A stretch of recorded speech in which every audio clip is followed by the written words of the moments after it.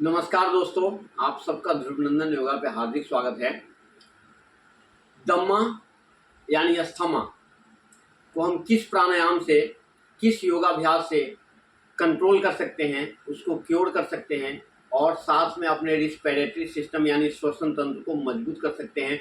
वो सारे योगाभ्यास, वो सारे प्राणायाम मैं आज आपको बताने वाला हूं। दोस्तों, वीडियो को मिस बिल्कुल ना करें, अंत तक देखें और अगर आपने सब्सक्राइब नहीं किया है चैनल को तो प्लीज़ सब्सक्राइब जरूर कर दें।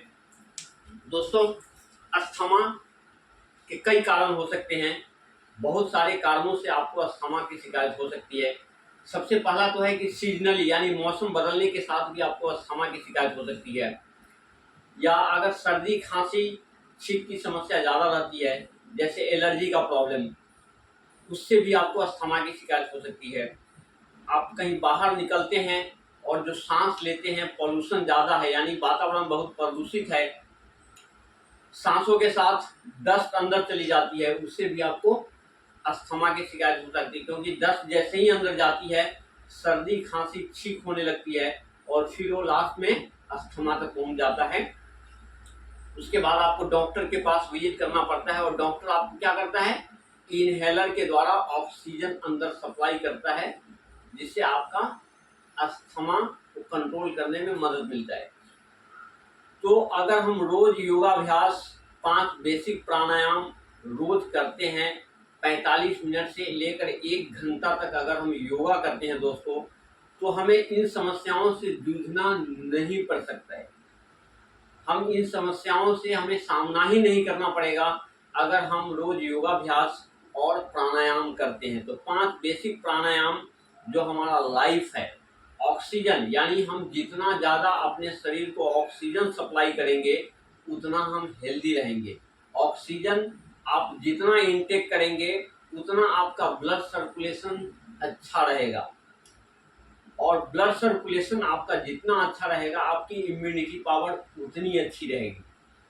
इसके लिए आजकल के इस युग में योगा से इम्पोर्टेंट कोई भी चीज़ नहीं है। आप प्राणायाम योगा कीजिए और देखिए आप कितना हेल्दी रहते हैं।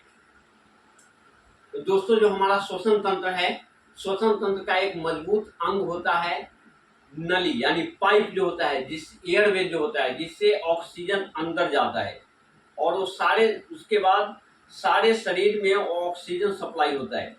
उस पाइप के अंदर, उस नली के अंदर अगर बबलगम भर गया या अंदर से सूजन हो गया या अंदर की परत जो है मोटी हो गई, तो ऑक्सीजन ठीक से सप्लाई नहीं हो पाता है हमारे शरीर के अंदर। यानी शरीर में जितनी ऑक्सीजन की ज़रूरत है वो हम सप्लाई ही नहीं कर पाते हैं, क्योंकि जो हमारा एयरवेज है, जो हमारा सांस लेने की जो नली है, वही हमारा जाम है। जब वो हमारा जाम है तो हम ऑक्सीजन अंदर भेज ही नहीं सकते। फिर क्या हो जाता है कि दम फूलने लगता है। दम फूलने यानी उसे ही अस्थमा का अटैक बोलते हैं। आपकी गर्दन की नसें फूलने लगती है, क्योंकि शरीर को जरूरत है, रिक्वायरमेंट है ऑक्सीजन की, और हम सप्लाई नहीं कर पाते हैं जरूरत के हिसाब से। तो हमें परेशानियां वहां पे शुरू हो जाती है और अस्थमा का अटैक आ जाता है। तो वही इम्पोर्टेंट योगाभ्यास और प्राणायाम, सबसे पहले मैं आपको प्राणायाम बताने वाला हूँ। इम्पोर्टेंट प्राणायाम जो हमें अस्थमा से हमेशा बचा कर रख सकता है। जो सबसे पहला प्राणायाम है दोस्तों, वो है कपालभाति। कपालभाति नॉर्मली आप जानते हैं कि कैसे करना है। हमें सांस ले लेनी है और फिर एक बार पूरी तरह सांस भर लिए। जैसे ही आप सांस अंदर भरते हैं, ऑक्सीजन की सप्लाई अच्छे से शरीर के अंदर हो जाती है। उसके बाद आपको सांस केवल बाहर फेंकते जाना है।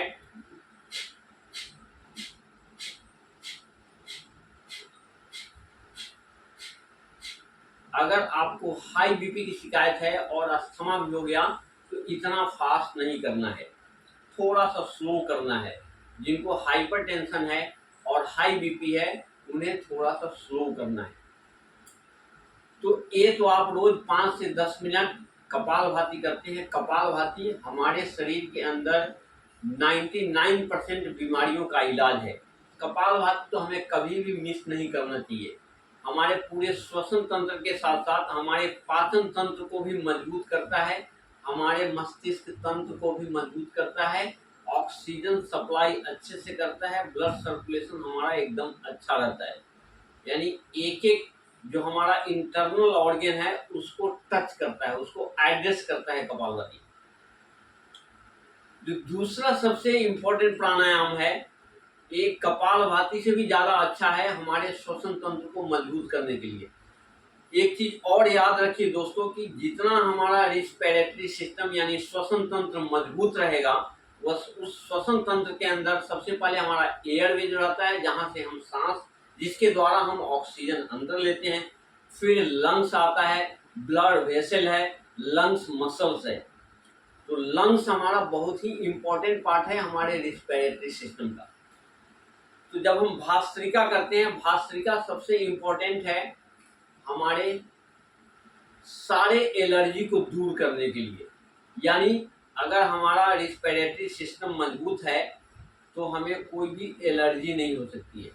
मेन गेम जो है यहाँ पे, जो खेल है वो रिस्पिरेटरी सिस्टम का ही है, तो उसे ही हम मजबूत रखना है। ऐसे तो सारे योगाभ्यास और सारे प्राणायाम जब हम अच्छे ब्रीदिंग टेक्निक से करते हैं, यानी सांसों की प्रक्रिया से करते हैं, तो उस सारे योगाभ्यास हमारे अस्थमा यानी अस्थमा के साथ साथ हमारे बॉडी के अंदर छुपे हुए सारे रोगों का इलाज करता रहता है।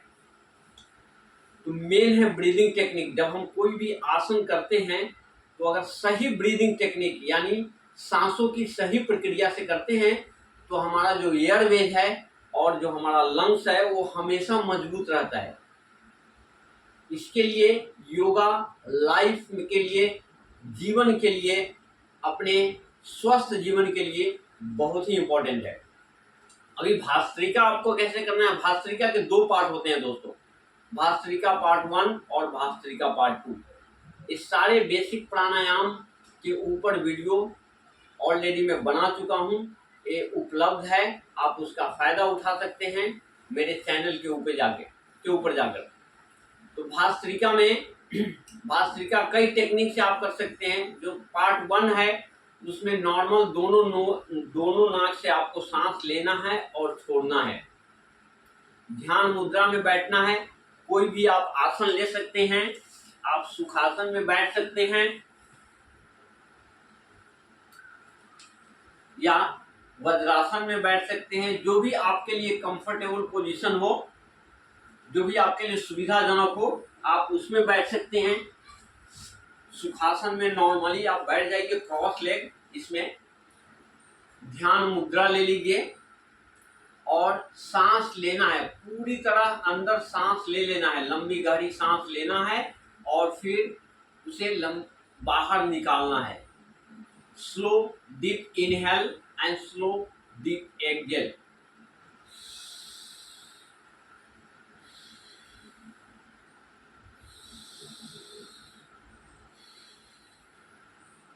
इस तरह आपको सांस लेना। आप जितना अच्छे से सांस लेंगे और छोड़ेंगे उतना आपकी बॉडी डिटॉक्सिफाई भी होती चली जाएगी और आपका श्वसन तंत्र भी मजबूत होगा।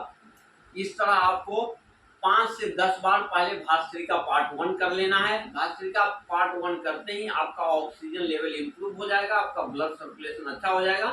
फिर आपको भस्त्रिका पार्ट 2 पे जाना है। ये स्टेप बाय स्टेप आपको करना है दोस्तों, एवरी डे। भस्त्रिका पार्ट 2 हम दोनों हाथ को इस पोजीशन में लेकर आ जाएंगे दोस्तों, और फिर सांस लेते हुए ऊपर, सांस छोड़ते हुए नीचे, forcefully inhale exhale, inhale exhale, inhale exhale. जब हम फोर्सफुली सांस लेते हैं, ऑक्सीजन लेते हैं और फिर सांस बाहर छोड़ते हैं, तो जो हमारा एयरवेज है, जो नली है, जो सांस लेने की जो नली है जिसके द्वारा हम सांस लेते हैं और छोड़ते हैं, वो हमारा क्लीन होता है, साफ होता है। जो एयरवेज ब्लॉकेज हो गया हुआ है उसको स्वस्थ करता है, यानी एयरवेज को खोलता है, क्लीन अप करता है। फिर जो भी हमारा प्रॉब्लम है, एलर्जी का प्रॉब्लम है, यानी अस्थमा या दमा की शिकायत है, वो धीरे धीरे दूर होती चली जाती है। इस तरह हमें 30 का एक सेट बनाना है, 30 या 40 का। फिर 2 सेट या 3 सेट अपने आप कैपेसिटी के हिसाब से कर सकते हैं, अपने समय के हिसाब से, अपने सुविधा के हिसाब से कर सकते हैं। एक 30 का सेट, कम से कम मिनिमम एक 30 का सेट बना लीजिए। 30 बार करेंगे, ये एक बार हुआ, 2 बार, इस तरह 30 बार कीजिए। थोड़ा सा बीच में ब्रेक लीजिए, क्योंकि हार्ट और लंग्स के ऊपर ज़्यादा प्रेशर पड़ता है जब हम भस्त्रिका पार्ट 2 करते हैं। तो फिर 5 से 10 सेकंड का रिलैक्सेशन लेना है, फिर दूसरा सेट स्टार्ट करना है 30 का, वापस फिर ब्रेक देना है और तीसरा सेट स्टार्ट करना है। 3 सेट आप रोज कीजिए, मिनिमम 2 सेट कीजिए। अगर नहीं आपके पास टाइम है तो मिनिमम 2 सेट कीजिए। तो कपालभाति कीजिए, भस्त्रिका पार्ट 1 कीजिए और भस्त्रिका पार्ट 2। जो नेक्स्ट प्राणायाम है वो है सूर्य भेदन प्राणायाम। बहुत ही इंपॉर्टेंट प्राणायाम है, एक एडवांस कैटेगरी का प्राणायाम है, जो हमारा राइट और लेफ्ट नोस्ट्रिल, राइट और लेफ्ट, यानी जो राइट हमारा जो नासिका है उसे सूर्य नाड़ी बोला गया है, और जो लेफ्ट नासिका है उसे चंद्र नाड़ी बोला गया है। तो जब हम राइट से सांस लेते हैं और लेफ्ट से छोड़ते हैं, वो होता है सूर्य भेदन प्राणायाम। सर्दी, खांसी और एलर्जी की वजह से हमें अस्थमा के बीमारी से जूझना पड़ता है। तो सूर्य भेदन प्राणायाम जब हम करते हैं तो हमें सर्दी, खांसी यानी कोल्ड कफ से हमें बचाता है, शरीर के अंदर हीट पैदा करता है। लेकिन जिनको हाई बीपी की समस्या है वो सूर्य भेदन प्राणायाम ना करें, क्योंकि उनके हाई बीपी को हो सकता है कि वो बढ़ा सकता है, हाई बीपी को बढ़ा दे। तो उन्हें ये प्राणायाम सूर्य भेदन नहीं करना है। यानी अगर आपको हाई बीपी भी है और फिर अस्थमा का भी प्रॉब्लम रहता है तो आप सूर्य भेदन प्राणायाम प्लीज ना करें। जिन्हें हाई बीपी नहीं है, हाइपरटेंशन नहीं है और अस्थमा का हमेशा शिकायत रहता है, वो तो रोज करें।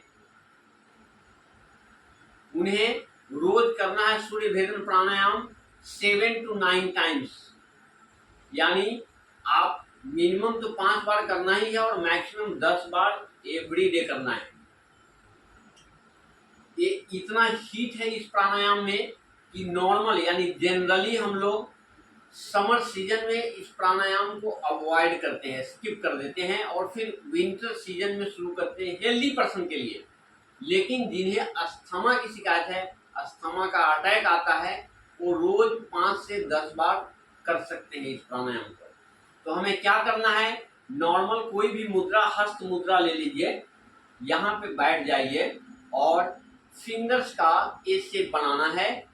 फिर आपको क्या करना है कि लेफ्ट को बंद कर लेना है और राइट को खोल के रखना है और वहां से धीरे धीरे सांस लेना है। आप काउंटिंग के हिसाब से भी सांस ले सकते हैं, जैसे 4 काउंटिंग गिनने तक आप सांस अंदर भर लीजिए और 6 काउंटिंग तक फिर सांस बाहर छोड़ते जाइए लेफ्ट से, यानी बाएं नासिका से।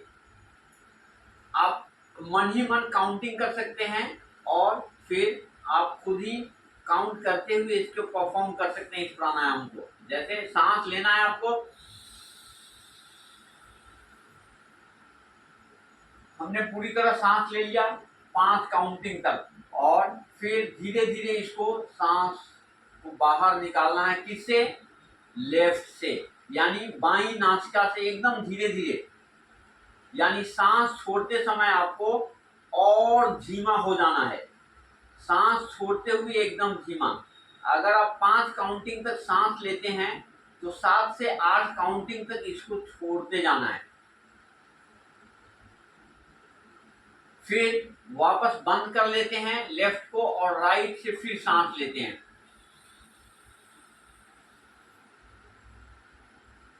पूरी तरह ऑक्सीजन अंदर भर लेना है और फिर राइट को बंद करके लेफ्ट को खोलना है और वहां से धीरे धीरे सांस बाहर निकालना है।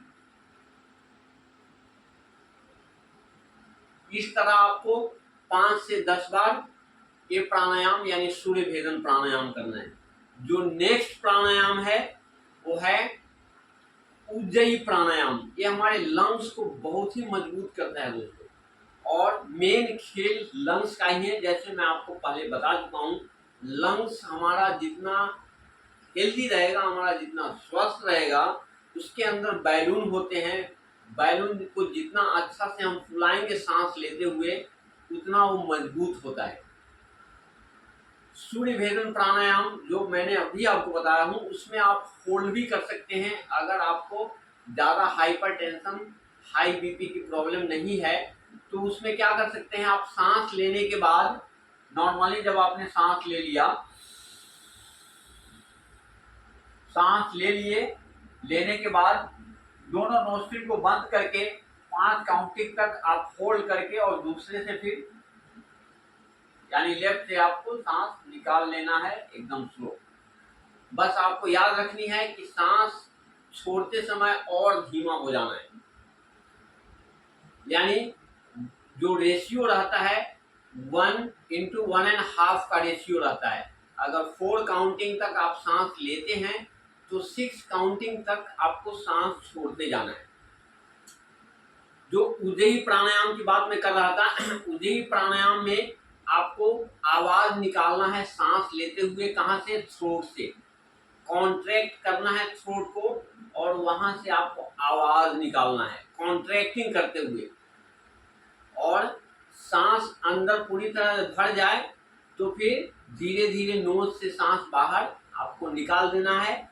या ज्यादा रिलैक्सेशन अगर चाहिए तो आप मुंह से भी सांस बाहर निकाल सकते हैं, नहीं तो आप नोज से सांस बाहर निकालिए। जब हम मुंह से सांस बाहर निकालते हैं आराम से तो हमें ज्यादा रिलैक्सेशन मिलता है। फिर हम ध्यान मुद्रा ले लेंगे इसमें यहाँ पे और शुरू करेंगे। सांस लेते हुए, अंदर सांस भरते हुए हमें आवाज निकालनी है।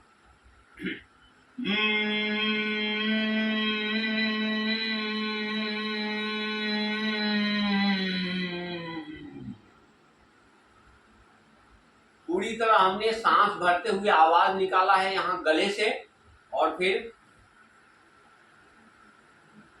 नोज से सांस बाहर निकाल देना है। एक बार और रिपीट करके बताता हूं आपको।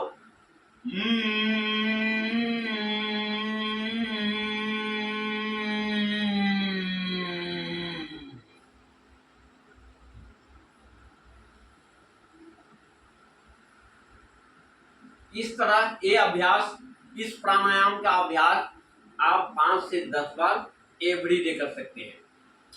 तो ये तो हुआ प्राणायाम दोस्तों। और नॉर्मली और भी जो बेसिक प्राणायाम है, ओम, अनुलोम विलोम, भ्रामरी, वो सब भी कीजिए। बेसिक प्राणायाम तो आपको करना ही है, लेकिन स्पेशली अगर आप अस्थमा से जूझ रहे हैं, आप अगर दम्मा से जूझ रहे हैं, तो ये प्राणायाम जरूर आप डेली अपने रूटीन में शामिल कर लीजिए। नेक्स्ट हम इस तरह बैठ जाएंगे, दोनों पैर को इस तरह खोल लेंगे और चेस्ट को ओपन कर लेंगे। चेस्ट ओपन करके हमें ब्रेथ इन और ब्रेथ आउट करना है। इस तरह आ जाएंगे, ये पोजीशन आपको लेना है।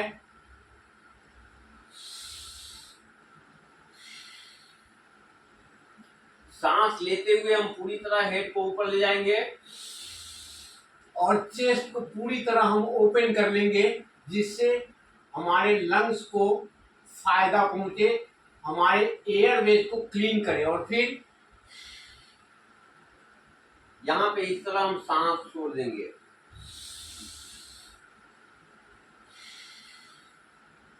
सांस हमने छोड़ दिया। सांस लेते हुए पूरी तरह हमने सांस भर लिया है अंदर और सांस यहाँ पे छोड़ देना है। ये भी आप 5 से 10 बार डेली कर सकते हैं। चेस्ट को आप जितना ओपन करके सांस आप लेंगे और छोड़ेंगे, उतना आपको ज्यादा फायदा मिलेगा आपके एयरवेज को, यानी श्वसन नली जो है उसको क्लीन करते हुए और आपके लंग्स को हेल्दी रखेगा हमेशा। और श्वसन नली जितना आपका हेल्दी है, यानी एयरवेज जितना आपका क्लीन है, लंग्स जितना आपका मजबूत है, आपको कभी कोई समस्या, श्वसन संबंधी समस्या नहीं हो सकती है। और श्वसन संबंधी समस्या अगर आपको नहीं है तो आपको अस्थमा कभी नहीं हो सकता है। अस्थमा का अटैक कभी नहीं, अगर आएगा भी तो 2 से 4 दिन में प्राणायाम और योगाभ्यास से आप उसको दूर भगा सकते हैं, उस रोग को। जो अगला योगाभ्यास है दोस्तों, वो है मत्स्यासन। आप इस तरह लेट जाइए आराम से, फिर अपने एल्बो के ऊपर, एल्बो को थोड़ा सा इस तरह उठाना है, इसके ऊपर आना है। तो देखिए एल्बो को हम यहाँ पे ले आए और हेड को नीचे इस तरह ड्रॉप कर लेना है। फिर अपने बॉडी को अपने हिसाब से एडजस्ट कर लेना है। देखिए हमारा चेस्ट ऊपर की तरफ है, कंप्लीटली ओपन है इस पोजीशन में। और यहाँ पे हम लंबी गहरी सांस लेंगे और छोड़ेंगे।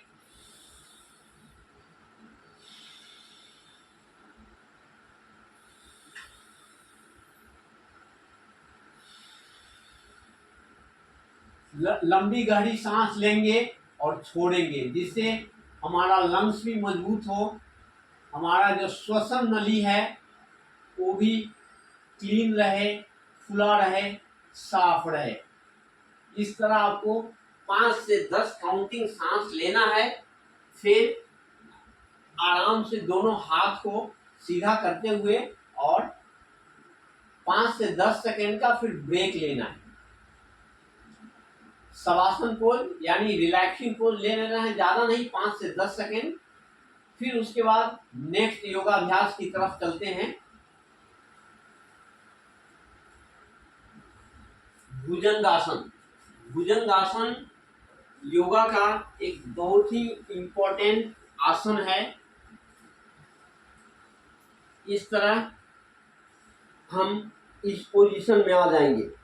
ये योगाभ्यास हमारे स्पाइन को, जो रीढ़ की हड्डी है, उसको हमेशा हेल्दी रखता है, जिससे हमारे सारे नर्वस सिस्टम यानी नर्व जुड़े हुए होते हैं। और स्पाइन यानी रीढ़ की हड्डी हमारे शरीर के स्ट्रक्चर का सबसे इम्पोर्टेंट पार्ट है। उसको आप जितना हेल्दी रखेंगे उतना आप हेल्दी रहेंगे, फिट रहेंगे। दोनों हाथों को चेस्ट के बगल में रखना है और कंप्लीट सांस लेते हुए हेड और चेस्ट को उठा लेना है। बेसिक भुजंगासन पहले इस पोजीशन में आ जाना है हमें और ब्रेथ इन ब्रेथ आउट करते रहना है।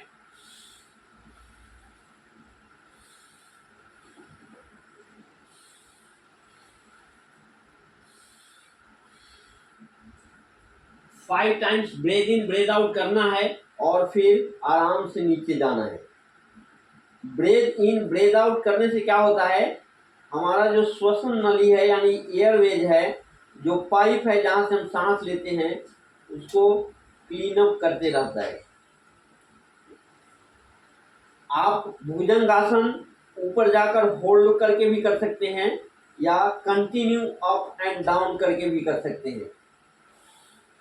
ऊपर गए सांस लेते हुए, सांस छोड़ते हुए नीचे, सांस लेते हुए यहाँ तक कंप्लीटली हेड, चेस्ट और नेक सबको स्ट्रेच करना है और सांस छोड़ते हुए यहाँ पे ये 5 से 10 बार आप स्टार्ट कर दीजिए। फिर उसके बाद होल्ड यानी यहाँ पे आके होल्ड कर सकते हैं 2 से 3 बार। होल्ड काउंटिंग आप अपने सुविधा के हिसाब से, कैपेसिटी के हिसाब से करना है, लेकिन कम से कम 5 काउंटिंग तो ऊपर जाकर 5 काउंटिंग तक रुकना है। जैसे 1 2 3 4 5 और उसके बाद फिर यहाँ तक आना है। अगर हाई बीपी के पेशेंट्स है, जो भी हाई बीपी वाले हैं, वो ब्रेथ होल्ड ना करें। और खासकर अस्थमा में आपको कोई भी आसन ब्रेथ होल्ड करके यानी सांस को रोक के नहीं करना है। हर आसन, हर प्राणायाम आपको नॉर्मल करना है, यानी होल्ड नहीं करना है। जब आप इसकी प्रैक्टिस से आपकी फ्लेक्सिबिलिटी, जब बेसिक भुजंगासन हम करते हैं उससे हमारी फ्लेक्सिबिलिटी जब अच्छी हो जाती है तो हमें कंप्लीट यानी फुल भुजंगासन करना है। उसमें फिर हम इसी तरह इसी पोजीशन में आएंगे और सांस लेते हुए पूरी तरह अपने हेड, अपने चेस्ट और अपने नेक को इस तरह स्ट्रेच करते हुए, स्पाइन को कंप्लीटली फ्लेक्सिबल बनाते हुए और इस पोजीशन में आएंगे। यहाँ भी आप 5 से 10 काउंटिंग तक होल्ड कर सकते हैं या अप एंड डाउन, सांस लेते हुए ऊपर, सांस छोड़ते हुए नीचे। Inhale up, exhale down, inhale up, exhale down. इस तरह ये योगाभ्यास करते हुए आप कोई भी एलर्जी का प्रॉब्लम हो, अस्थमा हो, दमा हो, रेस्पिरेटरी संबंधी कोई समस्या हो, सबसे आप निजात पा सकते हैं। बहुत ही इंपॉर्टेंट योगाभ्यास है। जैसे जैसे आप करते जाएंगे आपकी फ्लेक्सिबिलिटी बढ़ती जाएगी, स्पाइन आपका हेल्दी होता जाएगा और इससे बैक पेन हो या साइटिका पेन हो, भुजंगासन करने से वो सारी समस्याओं से आप निजात पा सकते हैं। स्टमक रिलेटेड भी कोई प्रॉब्लम होता है वो भी दूर होता है और जो हमारा मसल्स है, शोल्डर मसल्स, चेस्ट मसल्स, उसके लिए भी बहुत अच्छा है। रिस्पायरेटरी सिस्टम यानी जिसके कारण हमें अस्थमा की शिकायत होती है वो भी, अस्थमा जेनेटिकली भी ट्रांसफर होता है, यानी वंशानुगत बीमारी भी है। हमारे पूर्वजों को अगर किन्हीं को हुआ है तो बहुत सारे ऐसे बीमारी है कि जेनेटिकली ट्रांसफर होता है। जो नेक्स्ट योगाभ्यास है वो है बो पोज यानी धनुरासन। इसमें भी हमारे चेस्ट को कंप्लीट स्ट्रेच करता है और फिर उसमें जब हम नॉर्मल सांस लेते हुए और फिर छोड़ते हुए रुकते हैं, होल्ड करते हैं, हमारे एयरवेज को यानी जो श्वसन नली है, जो एयर पाइप है, एयरवेज का पाइप है, उसको क्लीन रखते हुए और हमारे लंग्स को हेल्दी करता है और फुल बॉडी को स्ट्रेच करता है। तो आपको बताता हूँ कैसे करना है। फिर यहाँ पे अपने पेट के ऊपर यानी स्टमक के ऊपर हम लोग लेट जाते हैं, दोनों हाथ नीचे की तरफ, दोनों पैर को फोल्ड कर लेते हैं, दोनों हाथ से दोनों पैर के टखने को पकड़ लेते हैं, एंकल को, और फिर थोड़ा सा हल्का दोनों पैर में गैप रखेंगे और सांस लेते हुए इस तरह ये पोजीशन में आएंगे और सांस लेना है, छोड़ना है।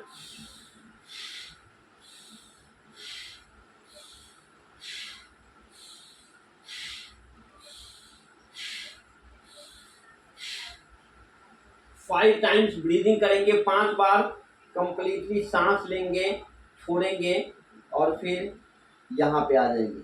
ये मैक्सिमम आप एक बार में 2 सेट कीजिए, फिर रिलैक्स लीजिए, वापस अगर आपको चाहिए तो फिर 2 सेट आप कर सकते हैं। जो नेक्स्ट है दोस्तों वो है मत्स्येंद्रासन।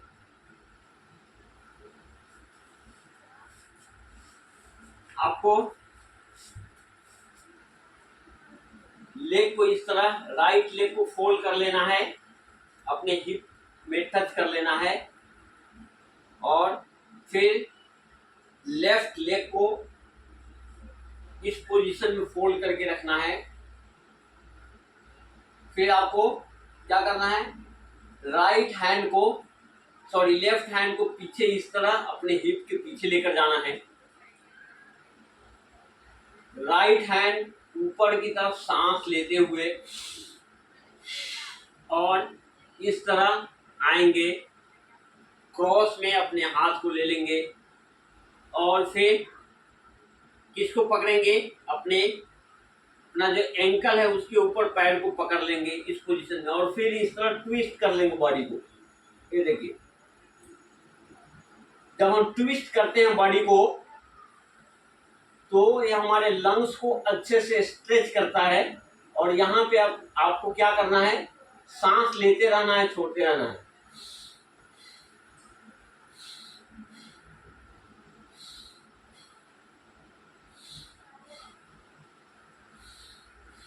पांच ब्रीदिंग करना है, सांस पूरी तरह लेना है अच्छे से और छोड़ना है। इसमें जो लंग्स है उसको अच्छा स्ट्रेच मिलता है, अच्छा खिंचाव मिलता है। और उसमें जब हम ब्रेथ इन और ब्रेथ आउट करते हैं तो हमें और ज़्यादा बेनिफिट मिलता है। फिर लेग हम चेंज कर लेंगे, यानी लेग का जो पोजीशन है, अब हम लेफ्ट लेग को इस तरह नीचे की तरफ फोल्ड करके इस साइड ले जाएंगे और हमने राइट लेग को इस पोजीशन में फोल्ड कर लिया। फिर राइट हैंड अगर हमारा ऊपर की तरफ फोल्ड है, राइट लेग अगर हमारा इस तरफ फोल्ड है, तो हम राइट हैंड को ले जाएंगे यहाँ पे पीछे, हिप के पीछे। लेफ्ट हैंड को ऊपर सांस लेते हुए और सांस छोड़ते हुए यहाँ पे फिर बॉडी को इस तरह ट्विस्ट कर लेना है। स्पाइन को भी ट्विस्ट करना है और नेक को भी ट्विस्ट करना है, चेस्ट को भी ट्विस्ट करके रखना है, यानी पूरे बॉडी को ट्विस्ट करना है। इसके बहुत सारे फायदे हैं दोस्तों। किडनी, लीवर, स्पाइनल प्रॉब्लम हो, डायबिटीज प्रॉब्लम हो, सारे प्रॉब्लम यानी बहुत सारे प्रॉब्लम का इलाज है अगर हम ये योगाभ्यास डेली करते हैं तो। यहाँ भी आपको सांस लेते रहना है, छोड़ते रहना है 5 बार, और फिर पहले हाथ को नीचे और फिर नॉर्मल पोजीशन। ये दोनों साइड आप 2-2 बार कर सकते हैं। जो नेक्स्ट है वो है कैमल पोज। नेक्स्ट योगाभ्यास है वो है कैमल पोज। सबसे पहले आपको वज्रासन में बैठ जाना है। वज्रासन में बैठने के बाद अपने घुटनों के ऊपर खड़े हो जाना है, थोड़ा सा हल्का गैप लेना है। फिर राइट हैंड को आराम से सांस लेते हुए ब्रीदिंग के साथ ब्रेथ इन करते हुए इस तरह अपने घुटनों पे लेकर आना है, सॉरी अपने पंजों के ऊपर यानी हील के ऊपर। आप यहाँ पे अपने पैरों की उंगली को टोज पे भी रख सकते हैं, इस तरह टोज के ऊपर, या आगे की तरफ पैर की उंगली को आगे की तरफ फोल्ड करके भी रख सकते हैं। तो इस तरह सांस लेते हुए आपको आना है। फिर राइट हैंड के बाद लेफ्ट हैंड को भी पूरी तरह चेस्ट को ओपन कर लेना है और fully breathe in and breathe out करना है।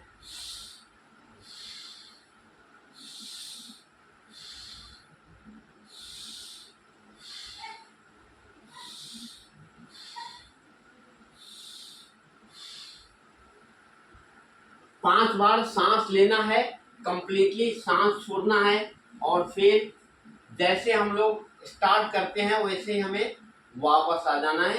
ये भी 2 से 3 बार आप डेली कर सकते हैं। फ्रेंड्स, ये सारे योगाभ्यास और भी जितने योगाभ्यास है, एक चीज और दोस्तों, सूर्य नमस्कार आप डेली कीजिए 5 बार। ये ओवरऑल फिटनेस के लिए सबसे इम्पोर्टेंट योगा का एक पार्ट है सूर्य नमस्कार। इसका वीडियो भी मेरे चैनल पे उपलब्ध है, आप वहां पे जाकर सीख सकते हैं, उसका फायदा उठा सकते हैं। प्रॉपर ब्रीदिंग के साथ कहाँ पे सांस लेना है, कहाँ पे छोड़ना है, प्रॉपर टेक्निक के साथ। तो 5 बार मिनिमम अगर आप सूर्य नमस्कार करते हैं नॉर्मल ब्रीदिंग में, तो पूरे बॉडी को फायदा, पूरे शरीर को टोन अप करते हुए और अस्थमा से आपको बचा सकता है। सूर्य नमस्कार 5 बार, और फिर ये सारे योगाभ्यास जो आपको बताया हूँ, और जो प्राणायाम तो जो बताया हूँ आपको दोस्तों, वो तो बहुत ही इम्पोर्टेंट प्राणायाम है। भास्त्रिका पार्ट 1, भास्त्रिका पार्ट 2, कपालभाति, सूर्य भेदन प्राणायाम, उज्जयी प्राणायाम, ये 4 प्राणायाम तो आपको मस्त करना है। अगर आप इस समस्या से जूझ रहे हैं अगर आपको अस्थमा की अटैक आता है, अस्थमा का शिकायत बार बार आता है, तो आप ये प्राणायाम, वैसे कोई भी आसन और कोई भी प्राणायाम करते हैं, उस सारे आसन और प्राणायाम अगर प्रॉपर ब्रीदिंग से करते हैं, प्रॉपर सांसों की प्रक्रिया से अगर हम कोई भी आसन करते हैं, वो हमारे लंग्स को मजबूत ही बनाता है, हमारे श्वसन तंत्र को मजबूत करता है। तो सब फायदेमंद है अस्थमा के अटैक के लिए, अस्थमा को क्योर करने के लिए, उसको कंट्रोल करने के लिए। दोस्तों, मुझे उम्मीद है कि आपको वीडियो जरूर पसंद आएगा। अगर पसंद आया तो प्लीज़ एक लाइक करते जाइए। वीडियो को अंत तक देखने के लिए बहुत बहुत धन्यवाद। मिलते हैं जल्द फिर अगले वीडियो में। तब तक आप अपना ख्याल रखें, योगा और प्राणायाम जरूर करते रहें। Take care.